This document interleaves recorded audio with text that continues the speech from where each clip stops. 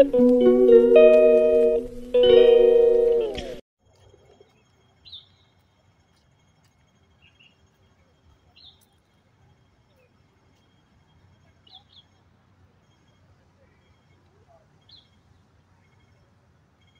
raining day.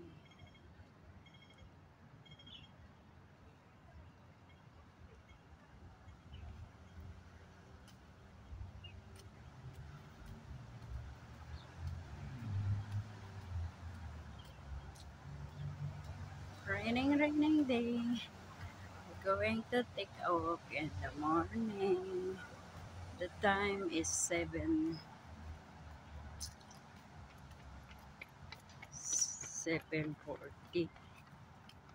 7:40. Time 7:40.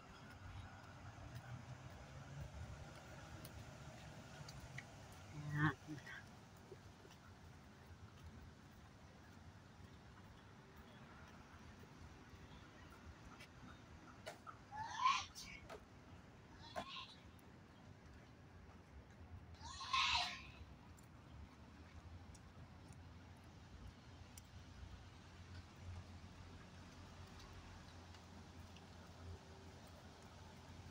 Seven, going to 8 now.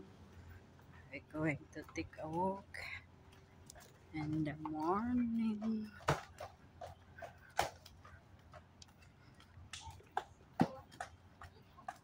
Hello guys.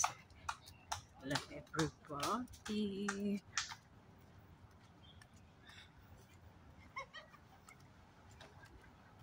Going to take a walk.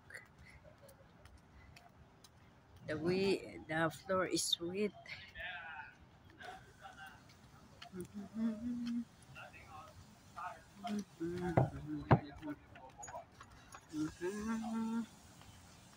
Nasa yung kuwan.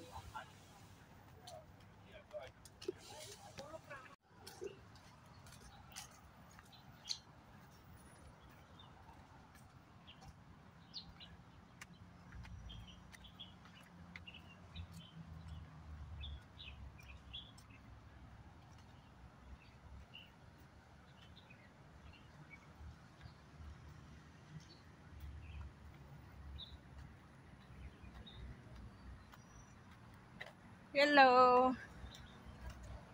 Hello. Hello. Oh. Ang laki naman ng kuwan mo. Ay, ng alaga mo. Hello.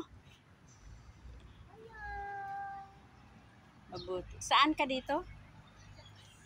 Oh. Hindi. Makabidyo lang. Kasi kung mag-live ka dito, yung internet mo na puputol. Ay, ikakat mo na lang yun pag ano. Oo. Hindi iti maganda yung mag-live ka, napuputol, pangit. Dito? 24 years. Sana all. Ikaw? Ha? Ah? Ilang buwan ka pa lang? Eh, hindi, wala din yun. Hindi, wala naman yung mukha. Oh. Dapat tiis-tiis lang. Ganun naman talaga.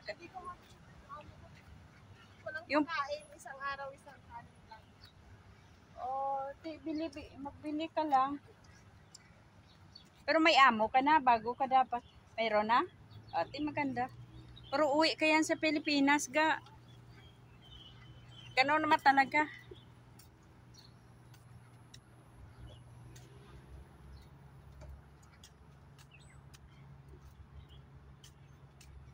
Maraming kuwan dito, oh. Ah, kaya pala yung ganun, oh.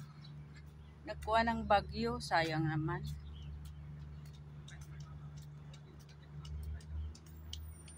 Kaya pala yung, sabi ko yung dahon dito, nakuhan pala ng bagyo. Kaya pala may mga kuwan.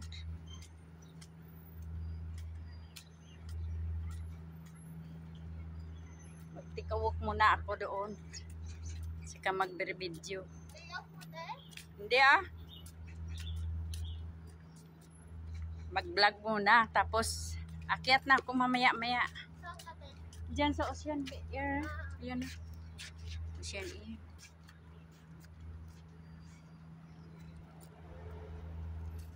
Saan ka sa atin? Saan? Sa Bella.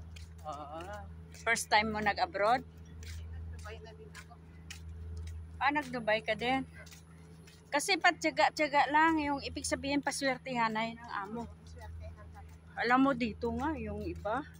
Pero mo, ang tagal nila. Nakakuha ng long service, tag 100,000. 200,000. Hindi lahat yung kon. Lahat ng amo, ano, Oh, swertehan mo talaga. may swerte nga dito. Yung nag-alaga lang na matanda, 8 years. Binigyan ng ilang 2,000 yun. Depende kung mayaman amo mo. Pagkaswertihanay lang talaga. Ikaw, tsaga-tsaga lang. Uwi ka sa Pilipinas na 3 months o 2 months. Pero nakapasok na yung kwan mo? Magsasign on pa ako sa October 20. Oh, Tapos exit ako ng Pinas. sa October ka pa bababa. Dapat yung pinasok na yung papers mo para 1 buwan lang ka doon sa Pilipinas. Oo, may sabi naman. Oh, kasi kung habang dito ka, ipasok na kaagad, siyempre gumagalaw na yung papers mo. Pagdating mo sa Pilipinas, 1 buwan na lang. Oh, see?